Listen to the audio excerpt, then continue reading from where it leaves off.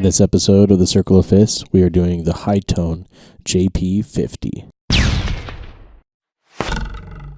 A 50-watt version of the legendary 1969 amp built for one of the most iconic rock guitarists in history, Mr. Jimmy Page.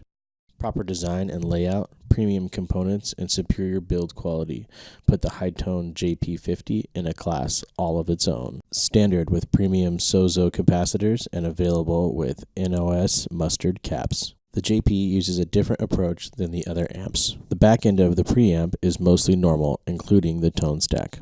But the front end has a cathode follower driving a balance control that is controlled by the footswitch, like the rare SAP amp does. This effectively acts as a second footswitchable volume control and allows boosting the signal when desired.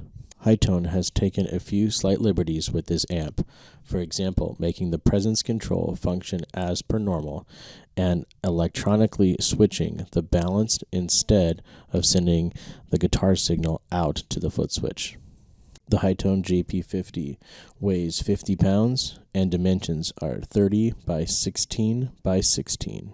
The high-tone JP50 retails for $2,049.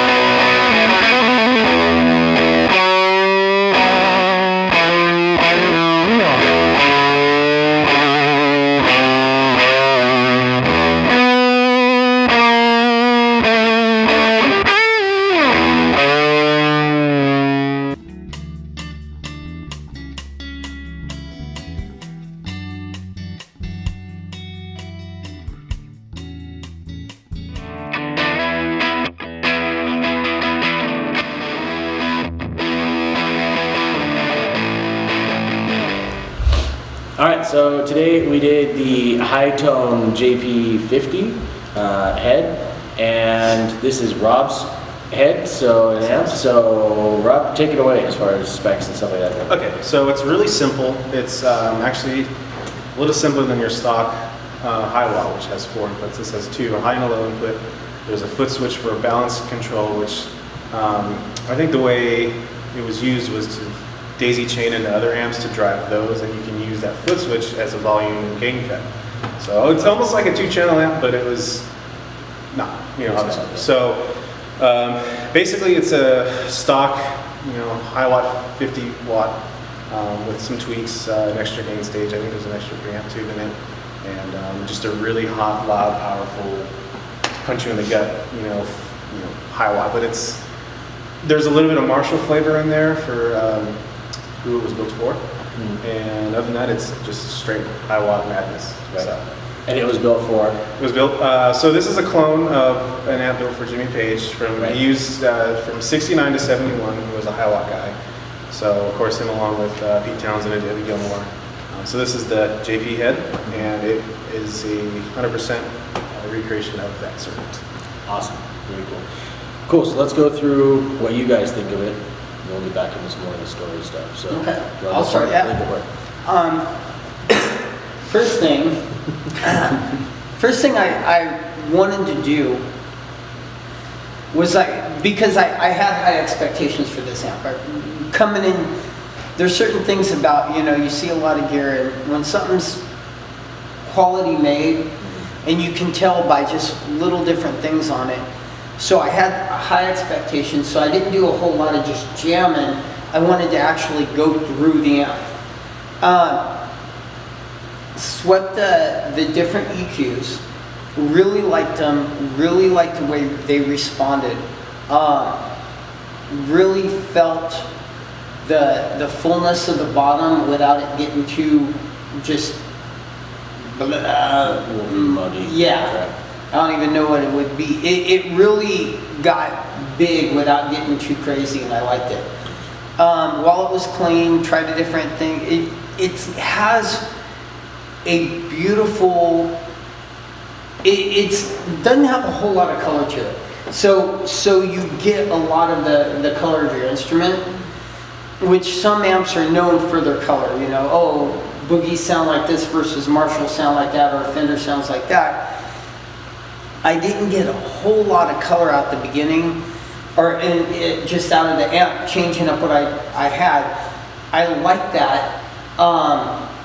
I like it because it's just me and I can tell, and it's not, you know, I know what my guitar sounds like. So that was really cool.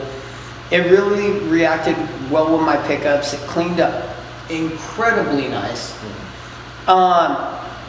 EQs were good.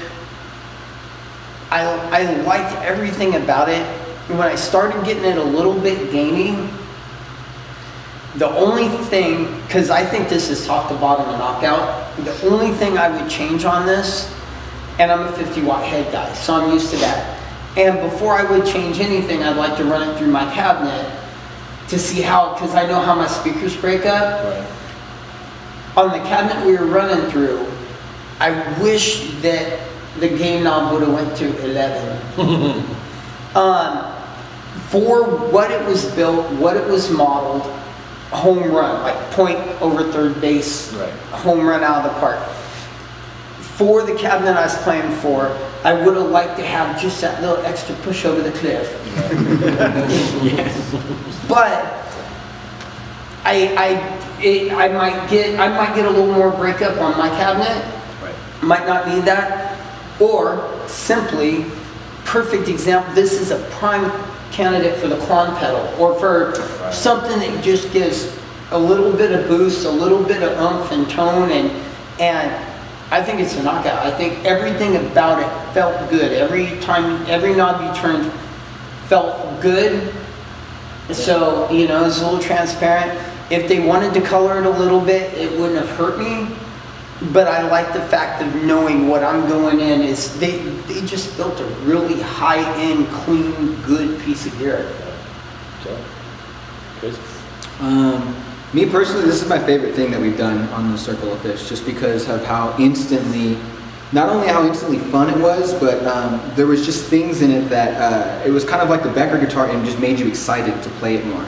And then once you were excited and you played it, you would experiment and it would just get into some more ecstasy. There wasn't any way to EQ away from something you hated. It just kept being like, yes, yes, yes, I'll try that, yes, and it keeps going. And so, then we played other fun things, pedals and amps, and they've all been fun or cool, and we love them. But and it isn't even the fact that it's Jimmy Page's, and this could have been some other random company just plugged in and loved it. It just had that soul. Oh yeah, that super. But it's long. also Jimmy Page's. It's also Jimmy Page's though. Like, thank you. But yeah, they're extremely funny. He's alright.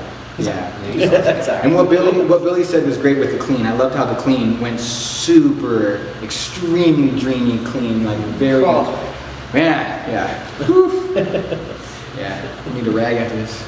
This amp sucked, man. Horrible. It was the worst thing I've ever played. No, it's a really nice amp. It's like I was listening to Zeppelin. It was really cool to experience that. You don't hear that in a lot of amps nowadays. Right. So, you know, I may not buy it, but I get the profile of it. So. No, it's an awesome amp. Yeah. Yeah. It was cool hearing a lot of you guys play some of the Page stuff, some of the, you know, all that kind of shit. It was like, oh damn. Like, Yeah. I mean, you know, some of the other stuff we've gotten close to it, and then you hear this, and you're like, oh, That's it. We weren't that close. You know, I mean, it was pretty badass. Okay, cool. So let's go through, because I didn't really know a lot about it ahead of time. I knew about the Jimmy Page portion, that kind of thing, but as far as like the high tone, high watt, that whole thing. So there's kind of some cool stories there. So I'm gonna let you kind of take it away. Feel free to go as deep as you like. So High Tone is an American company. It's, as far as I know, it's three guys. It's this guy named Glenn Reeves, who, if you know the Reeves name, Dave Reeves started High Watt after he left the Sound City company. So from 68, 69, all the way to 81 when he passed, everything that was High Watt was Dave Reeves, Harry Joyce. Those were the two guys. And so, of course, they built all those amps for, you know, Bolin, you got Page, you know, All the guys. Everyone, all the cool dudes. All the badasses. All the cool guys. And so that was their legacy. They were known for what's called like mil-spec wiring, which is just like, if you look at, you know, I'll send you photos of wiring and stuff, but it's literally like out of the output transformer and an exact right angle, twisted and perfect twist, and then another right angle to the tube socket. And it's, you're just like, well, it's like a piece of art. It's not just like you open it up and it's a rat's nest. I mean, you should, for the video, you should send him a photo of the super clean inside that you have. Yeah. I'll do that. That's amazing. And so you really kind of buy into that, like, you know, it was made for a reason. Everything is top notch. It's not just a boutique thing that is going to fold in on itself, because let's be honest, how many boutique things you buy and you're like, well, don't touch it because it's very fragile. Like, you could kick that down a thing of stairs, and that's what they were known for. Everything is just, you know, top notch. And so anyway, so High Tone was created out of that. The three guys, so you have Glenn Reeves, the son, you have Clayton Calloway, who I think is like the primary builder, and you have Mark Huss, who is a very famous, kind of like a savant of like the high watt world. Like, he has a whole website of like schematics, and you know, and this is this mod, and this mod was done, and this is this schematic, and so he's that guy that was able to pull all that stuff. And so these guys kind of came together and said, you know, we want to make these amps exactly how they were made back then, because we love it so much. You know, you look at like Dave Friedman, he did the same thing. He was modding guys as Marshalls, and he said, I want to make my own Marshall. This is different in the sense that these are faithful replicas of those amps. So they use hyper transformers, Sozo caps, all that good stuff, like top-notch everything. So what's cool is I can get it with NOS caps, so vintage ones. I can put an effects loop in it if I want, which is kind of cool. And they make all their cabinets in-house. They get their speakers from Eminence.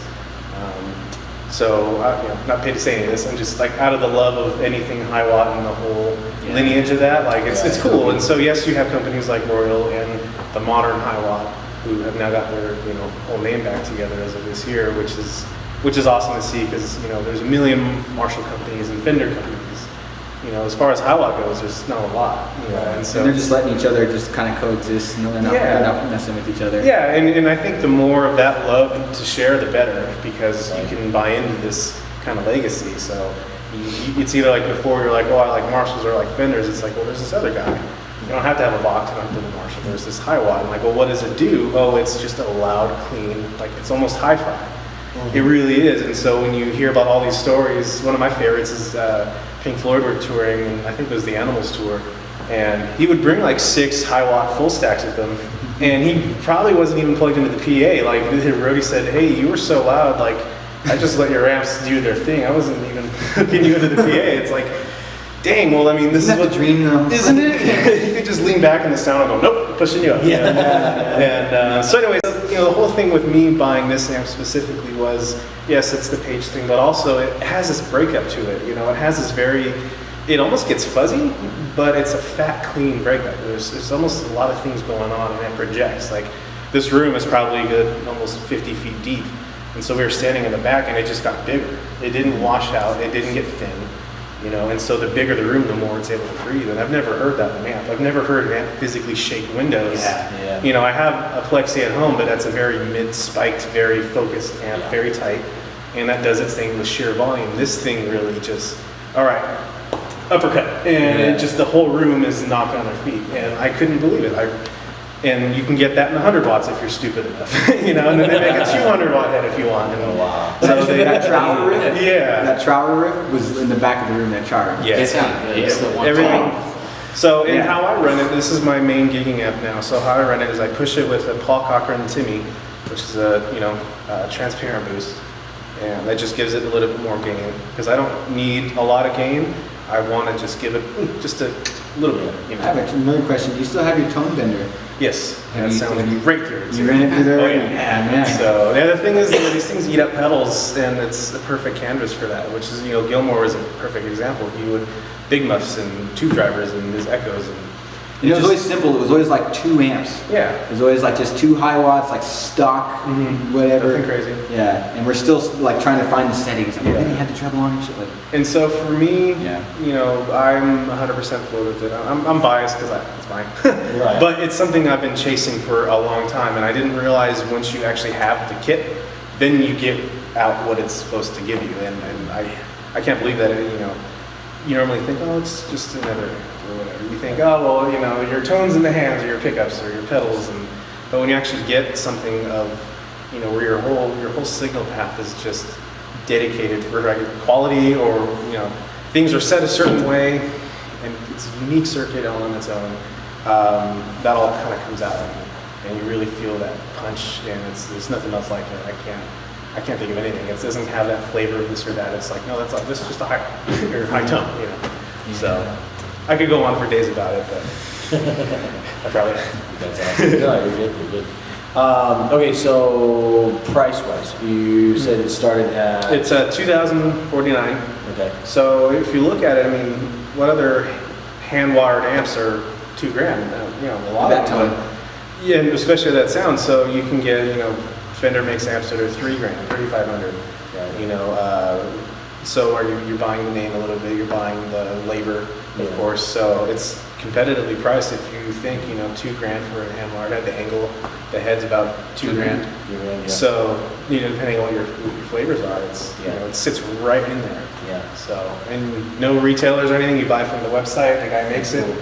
He was really cool about letting me know exactly when it was going to get here. And Yeah, he called you. You were telling me he was calling you about like when he was making your actual. yeah, so I sent. This is what's installed on it so far on yours. Yeah, so you know That's the small company vibe is very big with me. It's I love supporting anybody that's passionate. It's just me doing my thing, and that's a lot, you know, more important to me to see that, because that's how I feel. If I was making something, I want to put everything into it. I want to put my heart into it. And so I emailed Clayton. I said, hey, I'm thinking about this amp or this amp. And he said, well, I prefer this one personally because of X. And I said, okay. So I put an order in. I sent him an email. He said, all right, I'll put it in tomorrow morning. And that was, you know, 8 or 9 at night. And they live in Indiana. So it was even later. So he took the time, you know, late at night, said, cool, I'll put it in. And 2 weeks later, said, dude, it ships. Here you go. Here's your tracking. Thanks. I was like, you know, that's the small company thing. You establish relationships like that. And That's right. So. It's not a bad wait time either. Yeah, 2 weeks is that's very not bad good. at all. So. Yeah, for a hand wired amp. Yeah, It it is. is. So That's I know what goes into it. I do that for a living, so right. I know what it takes, and that's crazy that they can do however many orders they do and give it to you in 2 weeks. Yeah. So Yeah, their booth at NAMM was freaking swamped. yeah, Yeah. so and it shows. I mean, there's a lot of interest for it. So I want to see them get in more people's hands for sure. Yeah. Because they can, you know, we were all in the room like, man. So, Yeah. you know. So I hope that translates onto the video, because you're just gonna be like, No, oh my I love it. god. I love what you said. You were like, we thought we were getting close until he actually brought it. We were. Yeah. We're like that close, yeah. Okay, so I guess the question is buying it, yes or no? You already own it, so you can't answer that. Well, I'm gonna get a profile, so you know, Yeah, you don't I'll have be- to buy I'll be it. the cheap ass here. That's it. No, I'd buy it though. If you had the money, yeah. Maybe right. the 100 watt, just because I'm that guy. You would be. Because I'm not good at it. You just shake windows. I'm gonna break them. I want to break them. I'm gonna yeah. break them. Dude, we should test that. Come over tomorrow.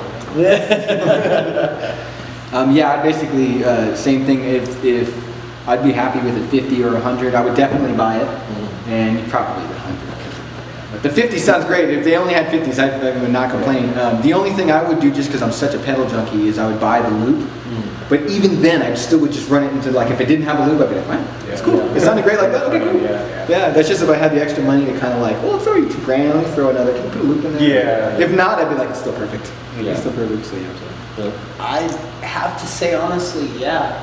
You know, I think it's, like you said, it's priced right in a good range for, it's competitive. It's Yeah. not expensive Right. for everybody that does what it does, and it sounds good. It's a great piece of gear. Yeah.